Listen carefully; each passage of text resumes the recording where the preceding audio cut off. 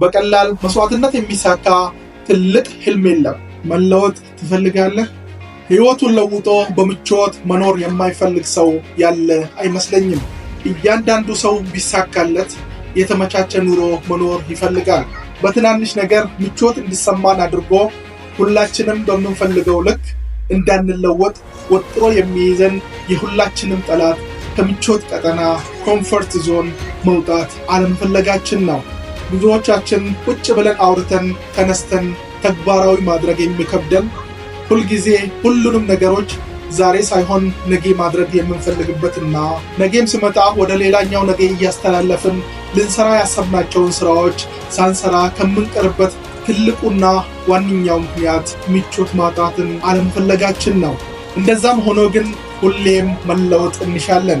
ፍላጎት በተግባር ካልተደገፈ ግን እውን መሆን የማይችል ከንቱ ምኞት ብቻ ነው የሚሆነው። ሁልጊዜ የምታደርጋቸውን ነገሮች ማድረግ በጣም ቀላል ነው። ነገር ግን ተመሳሳይ ስራ ደጋግመህ እየሰራ የተለየ ለውጥ ማግኘት አትችልም። አዲስ እድገትና ለውጥ የምትፈልግ ከሆነ ከምቾት ቀጠናህ ወጥተህ ከባድና አዲስ የሆኑ ነገሮችን ተግባራዊ ማድረግ ይኖርብሃል። ቀላልና የተመቻቸ ህይወት የሚፈጠረው በከባዱ ውሳኔና ምርጫህ ነው። ነገር ግን ሁሉም ሰው ለውጥ ቢፈልግም አውቆም ይሁን ሳያውቅ ያለ ጭንቀት ቀለል ያለ ህይወት መኖርን ይመርጣል። ስኬታማ ህይወትና የተመቻቸ ኑሮ ለመኖር ምቾት የምነሳህንና ማድረግ የማትፈልገውን ለስኬታማነትህ አስፈላጊ የሆኑ ነገሮችን ለመስራት አስገዳጅ ሁኔታ ከሌለህና አንተ ማድረግ የምትፈልገውን አላስፈላጊ የሆኑ ማንኛውንም ነገሮች ለማድረግ ሙሉ ነፃነት ካለህ በህይወት ጉዞ ወደፊት መራመድም ሆነ ካለህበት ሁኔታ መለወጥ ይከብዳል። ምንም እንኳን ማድረግ ባትፈልግም ወደ ህልምህ ለመድረስ የሚረዱህን ነገሮች ለመተግበር አስገዳጅ ሁኔታ ሊኖርህ ይገባል።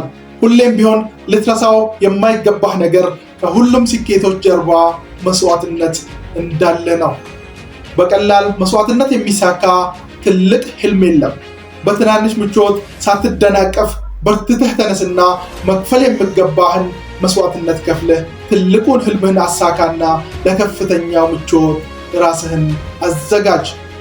ከልብ አመሰግናለሁ። ሰላም ሁኑልኝ።